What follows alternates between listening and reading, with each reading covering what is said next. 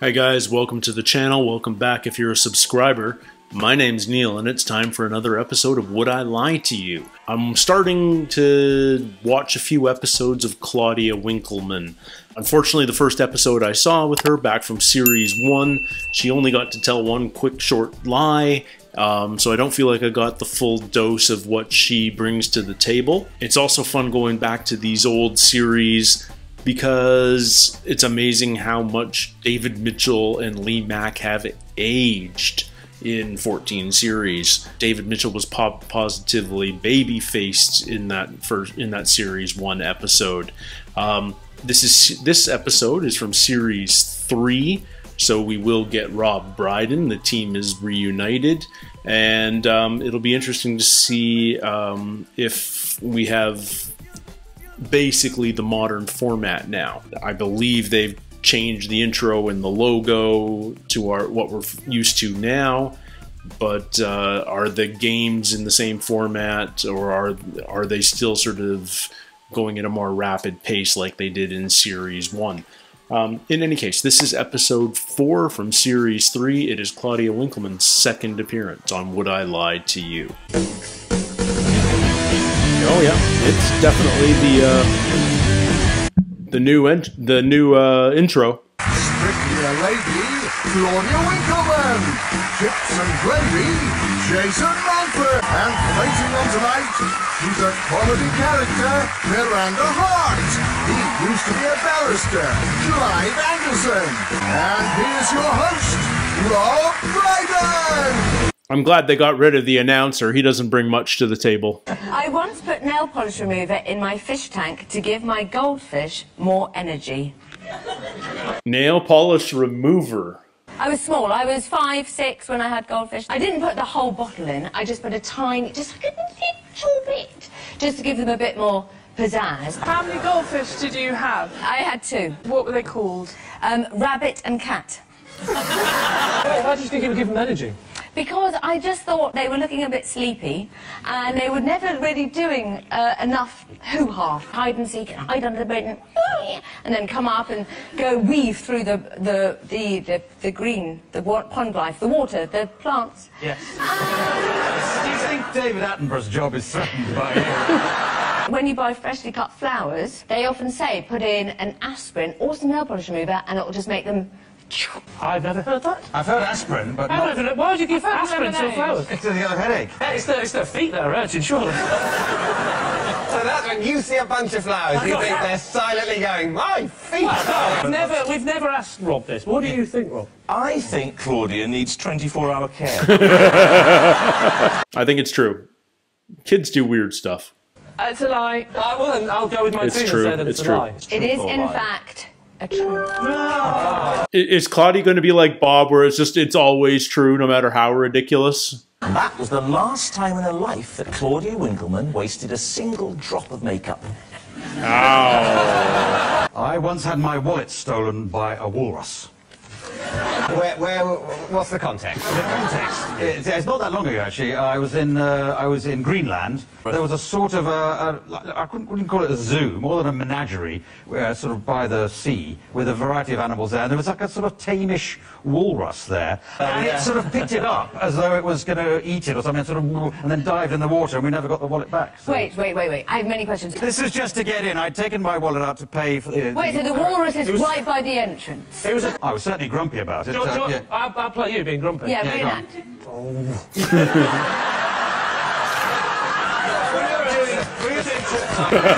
You don't wander around a menagerie holding your wallet like some sort of ice cream cone. Yeah. I think it's got to be a lie. I think it's a lie, yeah. We're going to say it's a lie. Saying it's a lie. OK, Clive. It's a lie. One of my best friends at school was a little man I'd made from a slice of toast that I always kept in my bag. That's tragic and yet plausible. Yes, true. What was his name? Tim. How did you make him? I cut him. Scissors or a I knife? Scissors. Brown or white? Good Brown. Was he buttered? No, he wasn't buttered. Don't be stupid, David. What happened about the rotting of Tim? I don't remember a rotting. How old were you when you made Tim? 7. And how old were you when you stopped being interested in Tim? 29. Did you never have an imaginary friend? He was just... This wasn't an imaginary friend. This is a friend that just happens to be made out of a piece of toast. I think it's true. I'd be very happy to make a small piece of toast friend. It is, in fact... Oh, good for her. Good for her.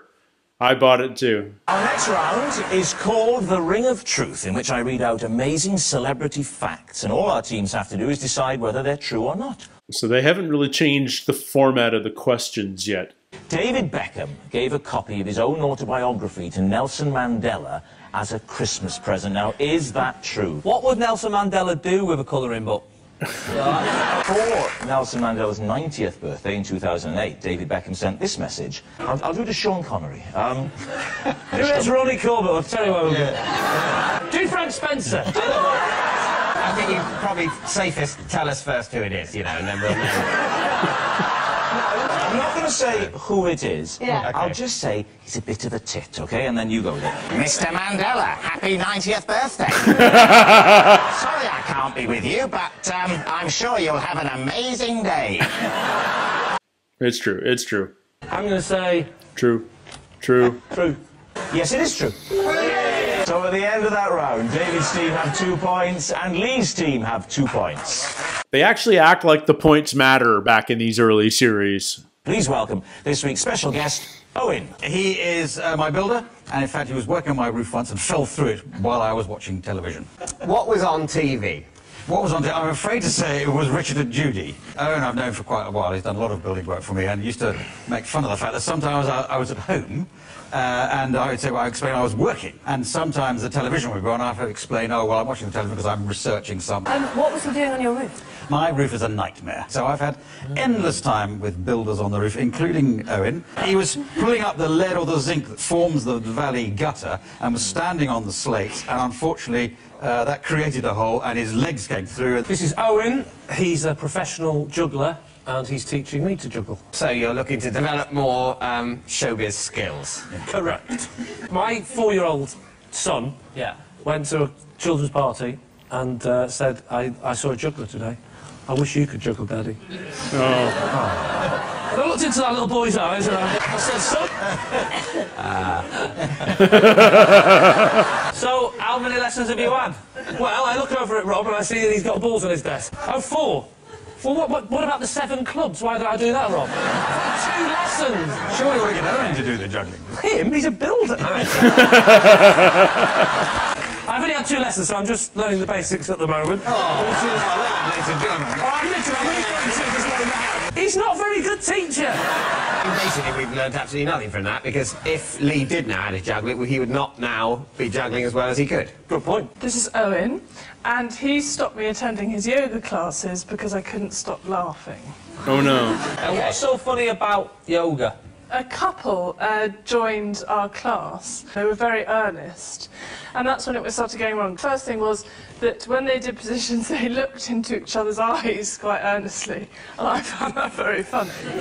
And Owen said, and into downward dog, which was always amusing anyway. And the woman did the biggest fart. It does happen sometimes going into downward dog. But the fiancé, he said very earnestly, and there she blows. I don't believe that Lee No. would just have juggling lessons just so he could look his son in the eye. I believe, completely believe about Clive's roof. I do too. Is there many male yoga teachers? Yes. It's like the first time you've ever been out of the north. No, it does. There's no such thing. It's because it sounds to me like homosexuals. Joe, you're from the north! I thought I was from the north till I met you. Well, shall we Clive. go with Clive then? I think so. Yeah. I'm actually a professional juggler and I've been teaching... No way. That's amazing. He definitely didn't look like a yoga guy. Look at these babies! There's the big finish! Wow. My kid genuinely went to a birthday party and came home and said, I saw a juggler, it was the best thing I've ever seen. I wish you could do juggling, Daddy. Oh. That's the kind of man I am, girl. It just adds to the mystery of why the social services took them away, doesn't it? I have to remember that this is early on in the show, and therefore there were still lots of truths to Lee's and David's lives. I was thrown out of a nightclub for refusing to stop dancing on a table. Baloney. What was the name of the nightclub? It was called Cindy's. Why were you on the table? What was the occasion? It was just, there was just a group of us went to this nightclub on a Saturday night, I think, and got very pissed. When they said, please stop, Yeah. what did you say back? Hammer time! I was sort of, if you can imagine this, in a slightly drunken state of self-righteousness. And I sort of thought I wasn't doing any harm. What kind of music were you into then? A quite fast What music? foxtrot? What I mean, music? This is going at some speed. I'm getting on the table. It was pop music that they was play. pop music? No. The expression pop music is totally legitimate. It is not saying pop music without turning to tweed. Oh, I love David's indignance. I think it's a lie. Yeah, It so has to it's be got a to be a It's got lie. to be a lie. I thought it was a lie when he said, once in a nightclub, my shutters went down. It is a lie. I once put out a fire using my neighbour's milk. What? Say, for example, that desk was on fire. It was not that big. And it wasn't just one neighbour's, it was about 15 neighbours. What time of day was this? In the morning when the milk came. One of your neighbours were up early enough to bring the milk. It was a Saturday. You're having a lie in and you get double milk because of the Sunday. We just thought, oh, look at that dried grass, let's set it on fire. And, you know, that's what you do when you're 25. Basically, you're an arsonist. You started the fire. Yes. And then stole some milk in order to put it out. I He was mean, 8. I've not got this knowledge of fire. I'd seen 3 episodes of London's Burning. So you're disputing when London's Burning first came onto our screen? yes. Jason was born in 1981, so he is alleging that by 1989, London's Burning was already on television. I believe him. 1981, he looks like my uncle! Why don't you just get a knock at the door and say, quick, the field's on fire? Because then that would be admitting Yeah. that there was a fire. Whereas in this instant, the only thing that happened was a milkman got sacked for not delivering milk. Jason, where were you brought up? Manchester. Yeah, you see, I was brought up around Manchester. The bit about you saying, all right, let's go on down and set fire to a field, believable. Totally. The bit where you go, oh no, that's a bit big, better put it out with some milk and be good citizens. Doesn't really... I'll go with Miranda and say we think that's the truth. Yeah. The truth is a true. In here is my pet cat from when I was little, and my dad had her stuff for me when she died. It's a good stuffing. It's some good taxidermy. I was so devastated and so upset that she died. So my dad, as a present, gave it to me, all stuffed, and she came to my wedding. Was she a bridesmaid and came down on a trolley? No. And were you pleased with this dead cat? I was very pleased because she's sort of lucky. Like, if you're anyone's She's neighbour- lucky. I just don't believe Claudia, even in Claudia's world. However, this is a step too far. I just don't believe... That's pretty convincing. She looks like a very lovely but slightly unstable woman, and I'm going to say that that's true. I'm going to say true It is until I'm indeed proven wrong. a lie. Oh, now I'm proven wrong. I can reveal that David's team have 3 points, but Lee's team have romped to victory with 7. Wow. Blowout. My individual liar of the week is Claudia Winkleman. Being as mad as a bag full of chimps had to come in handy sooner or later. Okay, I'm getting the feel for her. She's bonkers. She's very good at making you second guess her. You know, she puts in the hesitations and the supposed lack of information. She seeds that very well into her stories, and you really don't know what to do with the information she gives you, and it's a lot of fun. It's interesting to see the evolution of the show too. They're still taking this quicker pace, more categories of competition. The score actually appears to matter in these early seasons, and they're scoring like I don't know what the scoring system is. Honestly, like, doesn't matter to any of us, but they're getting like 9, 10, 11 points, the winning team sometimes. So you know, by the time we're in series 14, the average score is like 3-2 because we're going to spend 6 minutes listening to somebody tell a really hilarious story, and isn't that kind of the point of the show? But yeah, I'm really enjoying her. I'm not going to do what I did with Bob and work my way through the entire Claudia Winkleman catalog all at once.